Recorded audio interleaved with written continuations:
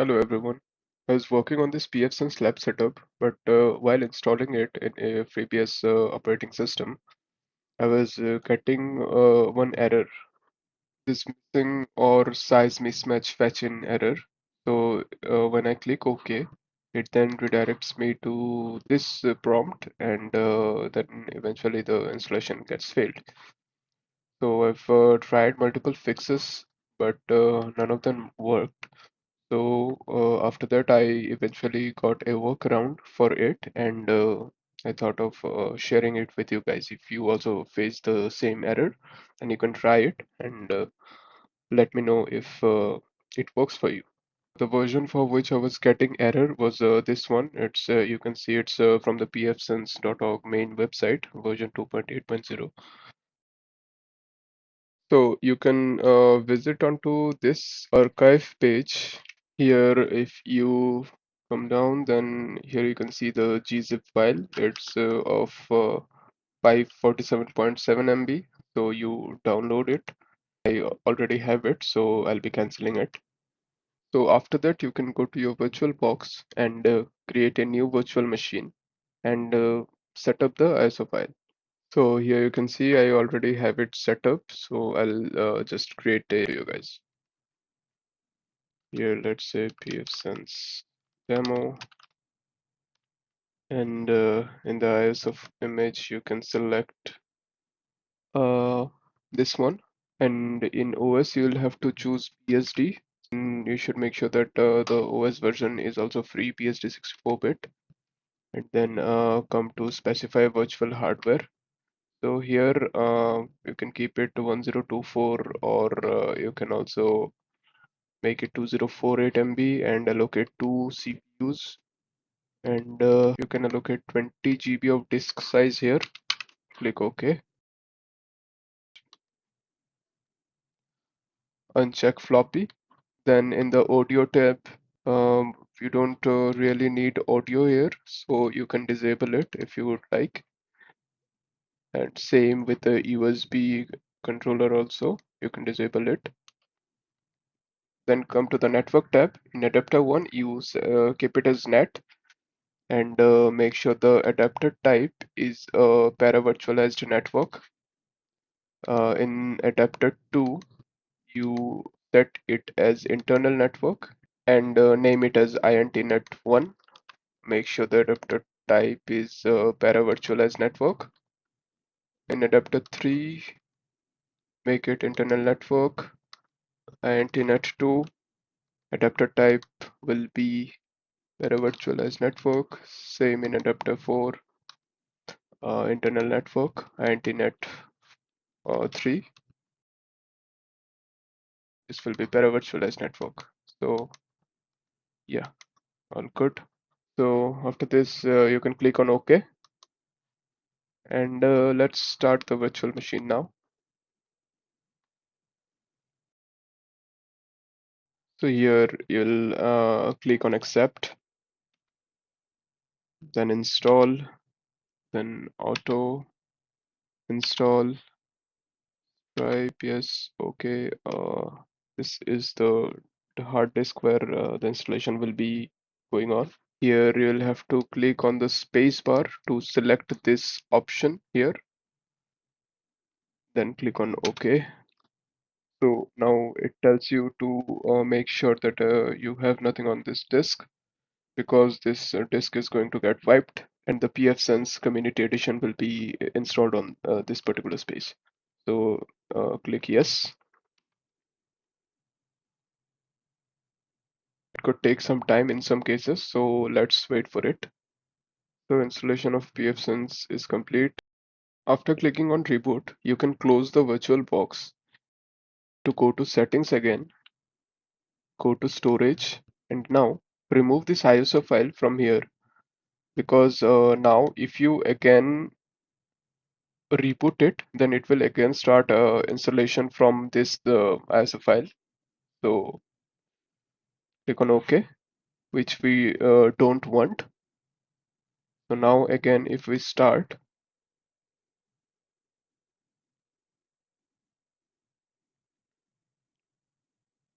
we can see the dashboard of pfSense.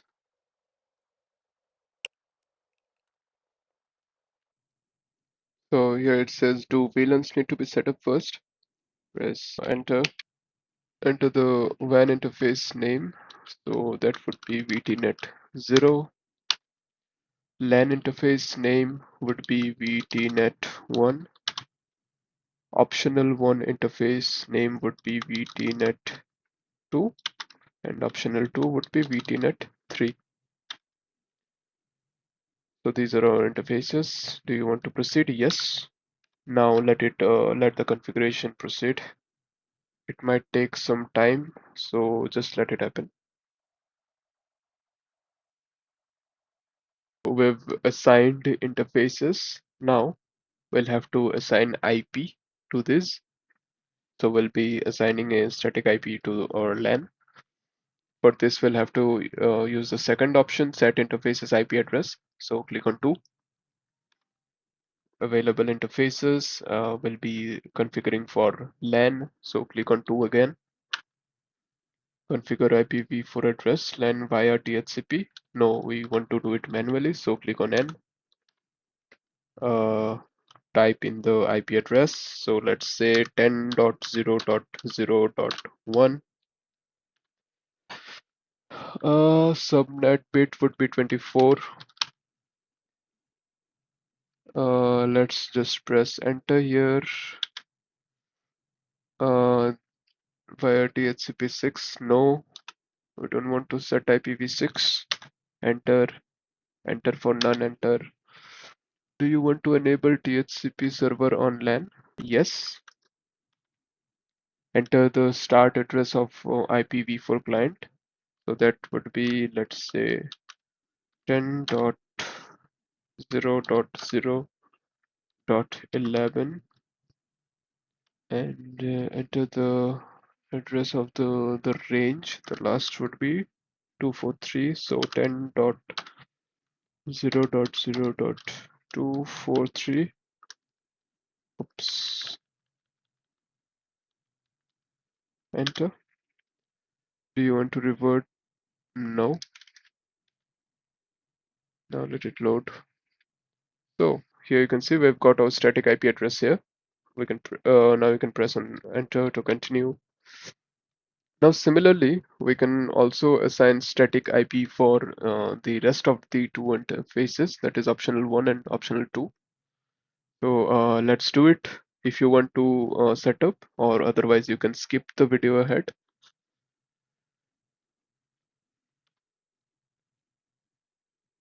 Clear for optional 1, we can press 3, configure, yes, sorry, no. And here, let's say I want to give 10.1.1.1. Yes, enter. Now it will be 24. Enter. Configure, no. Enter. Yes. This will be 10.1.1.11. Will be 10.1.1.243. No. Let's set for optional 2 now. Again, set interfaces. Now click on 4 and 10.2.1.24. Enter. Enter. Yes. Enter the start address. Be 10.3, I guess here, or 2. 3. We've provided 2 in the previous one. We'll give 3 here. Dot 1. Okay, sorry. It will be 10.2.2.11 here because I've assigned 10.2.2.1 here, but I thought that I've assigned it to the previous optional one interface, so that's the reason. So let's fix it. 10.2.2.11 again. Then IPv4 client address range would be 10.2.2.243. Enter. No. Okay. So now let it. So here you can see we've got our static IP onto this interface also. Okay, so now you'll have to install another operating system onto your virtual machine so that you can access this pfSense dashboard. So for that, I already have Parrot set up here, so I'll be showing the demo in this only. So if you don't have one, then you can download any operating system and you can proceed then. I'll show you the settings of this. So the main important one is the network. So make sure that you have it within the same network. So here you can see I have this one pre-configured with my previous pfSense lab, but here in this pfSense demo, I'll have to make sure that this Parrot OS is also within this particular network, that is INT-net1 and in internal network only. So I'll just make sure that all these settings are done properly. Here in adapter 1, INT-net1 and para-virtualized network, then OK, and just start it. Okay, so let's go to the terminal and check our IP address. Here we can see we're in the same subnet. Now let's go to the browser.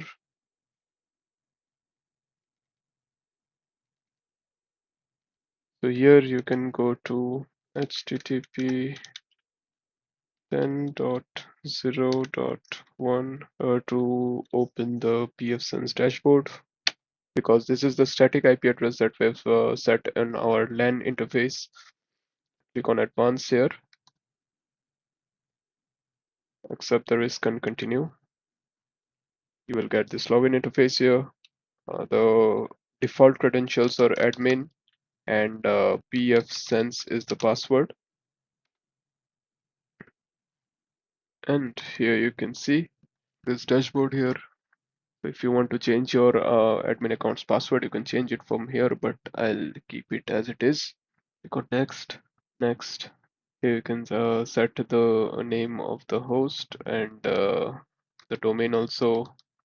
Here I'll call it darknet dispatches. Here you can set the time zone, and here you can untick this to make sure that none of the private IPs are being blocked. Click on next, and LAN IP address, okay, subnet mask, admin password. If you want to change it, you can change it here. Next, and reload. So once it gets reloaded, you will be able to finish.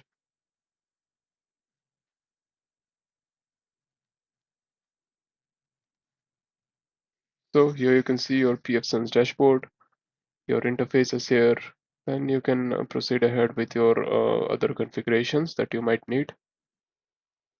So thank you for watching, and please let me know if you face any other error, and I'll definitely try to resolve. So do share this video to anyone who might be facing the same error.